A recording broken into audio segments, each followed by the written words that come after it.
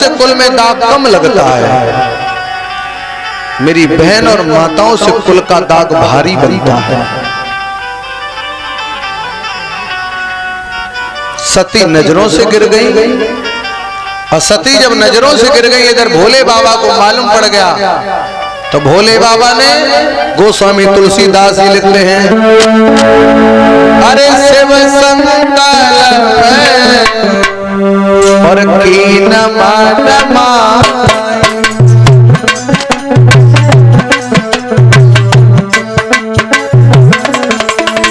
शिव संकल्प कीन मान जातन सती भेंट अपनाई।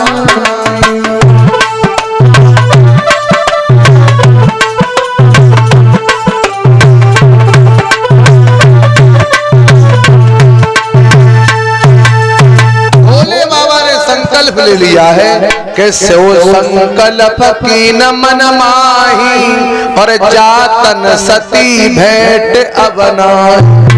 भोले बाबा ने संकल्प ले लिया कि जा सती, अब दोबारा तेरा इस तन से कभी मिलन नहीं होगा जीवन में। और ये सच बात है कि जो स्त्री अपने पति को भरे समाज में बेइज्जत कर दे, जो पत्नी अपने कर्मों के द्वारा अपने पति का समाज में सर झुका दे, ऐसी पत्नी का जीवन में तिरस्कार कर देना चाहिए, ऐसी पत्नी को छोड़ ही देना चाहिए। लेकिन मेरी माताओं, पति का अपमान करने से पहले, समाज में पति का सर झुकवाने से पहले,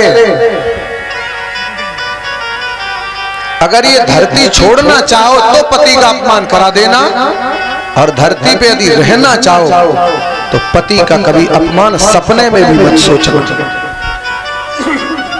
और मुझे लगता है पति का सम्मान कौन स्त्री करती है?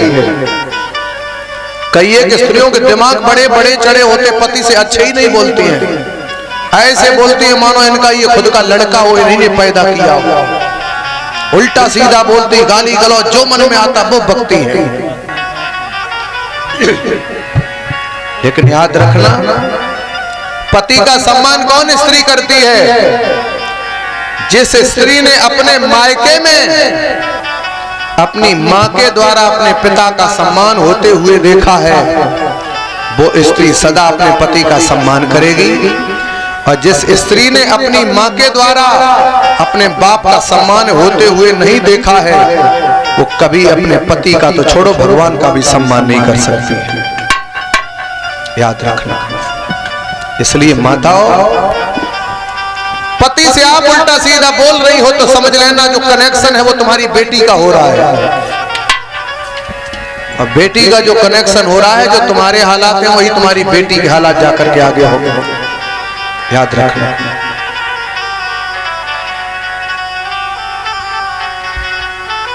इसलिए पति का सम्मान, पति की मेहनत,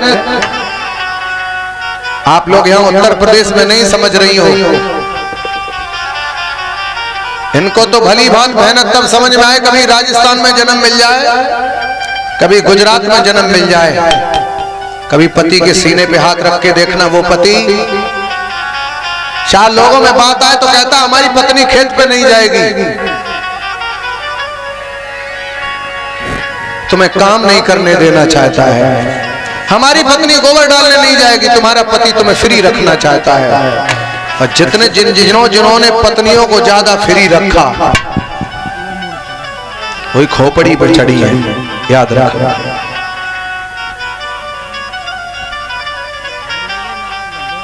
क्योंकि याद रखना, थोड़ा थोड़ा काम पड़ता रहे, फ्री मत रखो।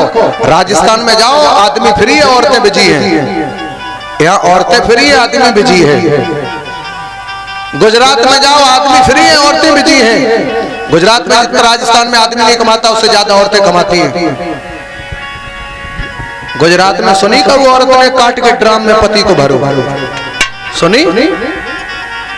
मध्य प्रदेश में सुनी, पंजाब में सुनी, उत्तर प्रदेश में काट काट के भरना ही है, फिर ही रखो। खाली खोपड़ी शैतान का घर।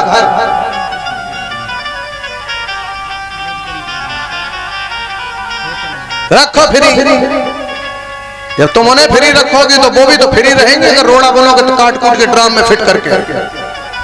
हमें पूछो महाराज, अप्रैल को महीना जैसे कटो, हमें पूछो, हमारे घर में भी काम चल रहा था, 2 ड्राम रखे थे। और रात में जब आंख खुल जाए तो ड्राम पहले देखे वहीं रखो, क्या अलग हो। सीमेंट की बोरी पर रात में जब बाथरूम को उठे तो नजर पहुंचे, गायब तो ना कर देगी, न को मिलाओ जाए हो अलग अलग। अप्रैल और मई में कम से कम 1000 आदमी साफ कर दिया माताओं ने।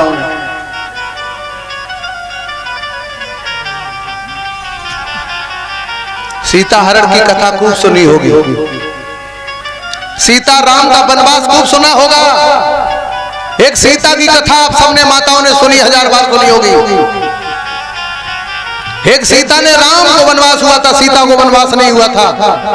और सीता ने राम के साथ कितना समय बिताया जंगल में? 14 साल। वो किस लिए? पति की सेवा के लिए, पति के लिए केवल 14 साल। और 14 साल काट के जब घर आई सीता को 12 वर्ष का फिर वनवास हो गया। 14 और 12 26। एक स्त्री ने पति के खातिर 26 साल मुसीबत उठाई। और यहाँ पे एक स्त्री 26 मिनट की मुसीबत के लिए पति को काट कूट के ड्राम में फिट कर देती है। ये कथा है। यहाँ पर विचार करिए, ये कथा मेरे भाइयों को ज्यादा सुनने की जरूरत नहीं है, ये कथा सबसे ज्यादा माताओं को सुनने की जरूरत है, क्योंकि ज्ञान की कमी माताओं में हो गई है। इसलिए भागवत श्रोताओं, ये कथाएं हमें इसलिए नहीं सुनाई जाती कि ये कथा दिन काट काट करके भंडारा का समय पूरा कर लो और भंडारा खाओ, आराम से चैन की नींद सो जाओ, अगली साल का फिर इंतजार करो। ये कथा हमें इसलिए सुनाई जा रही है, इस कथा से हमें मिलता क्या है, हम जा कहां रहे हैं। तुम दुनिया में कहीं भी भागो, पर ये कथा कहती है द्वापर में लौट के आओ, ये कथा कहती है त्रेता में लौट के आओ, ये कथा कहती है सतयुग में लौट के आओ। ये कथा ये नहीं कहती तुम कलयुग में वापस जाओ। ये कथा ये नहीं कहती है कि तुम बुजुर्गों की सेवा छोड़ दो, पुराने संस्कार छोड़ दो। ये कथा ये नहीं सिखाती है। आज के जमाने में माता पिता पढ़ा लिखा के कहते बेटा हीरो बनो, बेटी से कहते तुम हीरोइन बनो, लेकिन ये कथा यही सिखाती है बेटा तुम राम बनो, बेटा तुम कृष्ण बनो, बेटी तुम सीता बनो, बेटी तुम राधा बनो, बेटी तुम झांसी की रानी बनो। ये कथा ये सिखाती है। इसलिए ये कथा सुनना बहुत जरूरी है। और याद रखना, जहां हीरो हीरोइन बनाए हैं, आज आपको मालूम है 100% में 70% औरतें आदमी के बस में नहीं है। 100 में 70% है। क्यों? इंस्टाग्राम पे बना करके रीलें, और आदमी की बेमतलब में फेंक रही है खीलें, समझ में कुछ नहीं आ रहा है। 70% औरतें आदमी से के बस से बाहर निकल चुकी।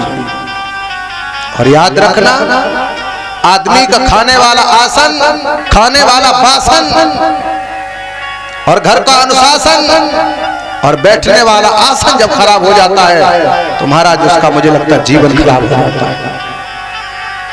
इसलिए खाने वाला बासन पवित्र होना चाहिए, बैठने के लिए जगह आसन पवित्र होना चाहिए, और घर परिवार में बड़े बूढ़ों का अनुशासन पवित्र होना चाहिए। वो घर सदा द्वापर और त्रेता जैसे चलते हैं। लेकिन आज खाने के बासन खराब हो गए हैं, बैठने का आसन खराब हो गया है, घर का अनुशासन खराब हो गया है, घर में जो जैसी चला रहा सबकी चल रही है। इसलिए बुजुर्गों की दशा खराब होती चली जा रही है। क्योंकि गाय बैल को देखा होगा, जब तक उसके नाथ पड़ी होगी और उसकी नाथ किसी के हाथ में होगी तब तक वो बैल अच्छा चलेगा, और जब वो लगाम छूट जाती है तो अपनी मर्जी से चलने लगता है। इसलिए बहन बेटियों माताओं, परिवार में किसी का थोड़ा अंकुश बनाए रहो, समाज में घर में किसी बड़े बूढ़े की पर्दा अपने जीवन में बनाए रहो। पर्दा क्योंकि आदमी ज्यादा पढ़ जाता है भगवान को भूल जाता है, ज्यादा पढ़ जाता भक्ति से दूर हो जाता है, ज्यादा पढ़ जाता भगवान से दूर हो जाता है। मेरा निवेदन है आप लोगों से, भगवान का कर्म देखा जाता है, भगवान का डिग्री नहीं देखी जाती है, भगवान का मार्कशीट नहीं देखी जाती है कि आप क्या करके आए, क्या लिख के आए। इसलिए भगवान के कर्मों से फल मिलता है। भोले बाबा ने सती का त्याग कर दिया है, और जो स्त्री पति की बात नहीं मानती है उसे एक जन्म तक नहीं 7 जन्म तक मुसीबत उठानी पड़ती है। किसी कवि ने लिखा है, हम बहुत छोटे थे, हमारे एक पंडित जी कथा सुना रहे थे, उस समय गा रहे थे,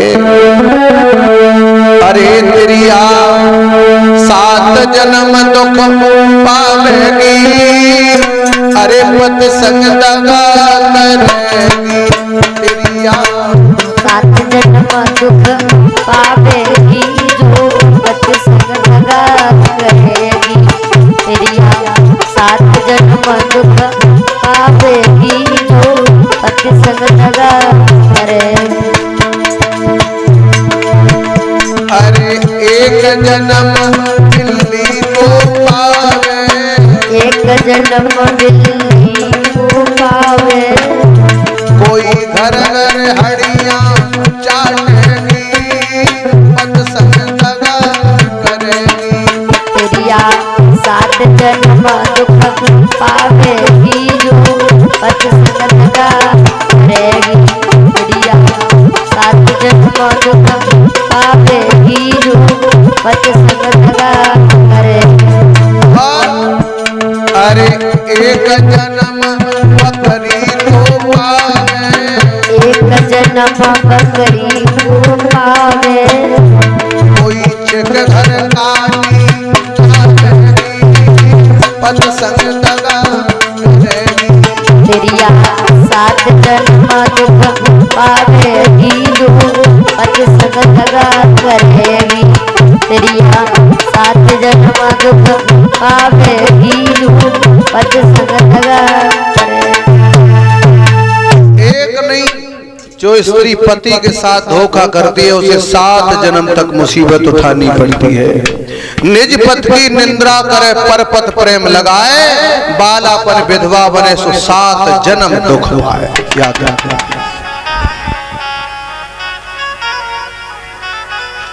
7 जन्म तक उसे मुसीबत उठानी पड़ती है। क्योंकि अधिकतर माँ बिगड़ती है तो बेटी बिगड़ जाती है, और बाप बिगड़ता है तो बेटा बिगड़ जाता है। बाप के संस्कार बेटे पर जाते हैं और माँ के संस्कार बेटियों पर जाते हैं। माताओं, अगर गलत रास्ते पर आप चलोगे तो आप ये समझ के चलिए कि आप अपने जस्ट पीछे अपनी बेटी को लिए जा रहे हो।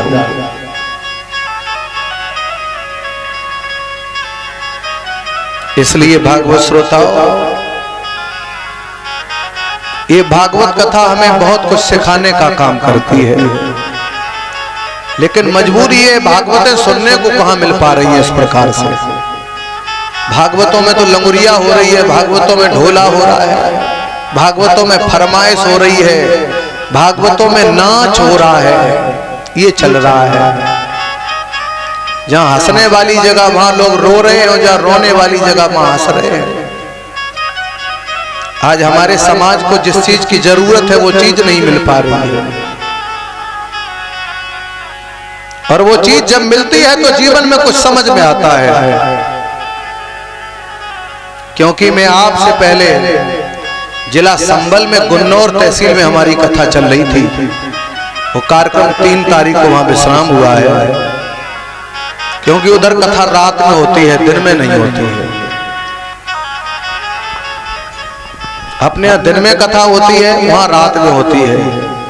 उन लोगों को हमने समझाया, हमने कहा असली भगवान के भक्त मेरे यहाँ हैं, आप तो फालतू के टाइम में, सोने वाले टाइम में 2 घंटा चले आते हो। असली भक्त मेरे यहाँ हैं जो काम छोड़ के राम को भाग रहे हैं, और तुम लोग दिन में काम करते हो, रात को राम को भागते हो। लगातार वहां 6-7 साल से कथा हो रही, लेकर जब हम पहुंचे समाज को, जब हमने अपने हिसाब से डील किया है, तो वहां से लोगों के दिलों से आवाज आई, महाराज 6 साल से कथा हो रही है, लेकिन जो शब्द हमें अब की बार मिले हैं ये 6 साल से नहीं मिल पाए। क्योंकि ये कथा ध्रुव की कथा सुनने से कल्याण थोड़ी होगी। ये ध्रुव की कथा किस्सा कहानी इसलिए है मेरे मन को मोड़ने का काम करते हैं। समाज की ऐसी धारणा बन गई है राम का जन्म होता समाज पे कोई फर्क नहीं, रावण का वध होता समाज पे कोई फर्क नहीं। पर दुर्भाग्य ये है कि जब रावण का वध होता है, रावण का वध करने के लिए कौन चाहिए? रावण का वध करने के लिए राम जैसा एक विद्वान व्यक्ति चाहिए। पर राम का आज वध वो कर रहा है जैसे रामचरितमानस की 2 चौपाई याद नहीं, वो रावण को मार रहा है। जाको 2 चौपाई याद नहीं, वो रावण को मार रहा है। कंस को मारने के लिए किसको चाहिए? कंस को मारने के लिए कृष्ण जैसा व्यक्ति चाहिए। अब कंस वे फोड़ रहे हैं जिन्हें कृष्ण की परिभाषा मालूम ना है, वे कंस में ढेला मार रहे हैं। अज्ञानता के द्वारा ज्ञान कुट रहा है समाज में। तो भागवत श्रोताओ, सुखदेव भगवान कहते हैं, हे राजन परीक्षक, आज सती जब वापस पहुंची तो भोले बाबा ने सती की तरफ देखा भी नहीं, सारे वस्त्र भरवा के उनके पिता के यहाँ भिजवा दिया है। और पिता के यहाँ जिस समय भिजवाया, सती वहां जिस समय जाकर पहुंची, प्रसाद ले लो दादा। बहनें रास्ते में मिली, बहनों ने कुछ नहीं पूछा। क्यों? बोले जो अपने पति की नहीं वो जीवन में किसी की नहीं हो सकती। माता के पास पहुंची, मां ने देखा तक नहीं। बोले जिसने अपने पति की निंदा कर दी हो वो भला जग में किसको सम्मान दे सकती है? नहीं पूछा। पिता क्या पहुंची, पिता हवन कर रहे थे। दक्ष प्रजापति ने अपनी बेटी की तरफ आंख उठा के नहीं देखा। बाप जीवन में ऐसा होना चाहिए, बेटी हो खुद की बेटा हो, गलत कर्म किया तो उसका फल उसे देना चाहिए। पर आज हमारी बेटी हमारा बेटा गलत करे तो आ जाओ बेटी, बेटा गलत करे तो आ जाओ बेटी, सब सीने से लगा लगा करके बढ़ावा देने का काम हो रहा है।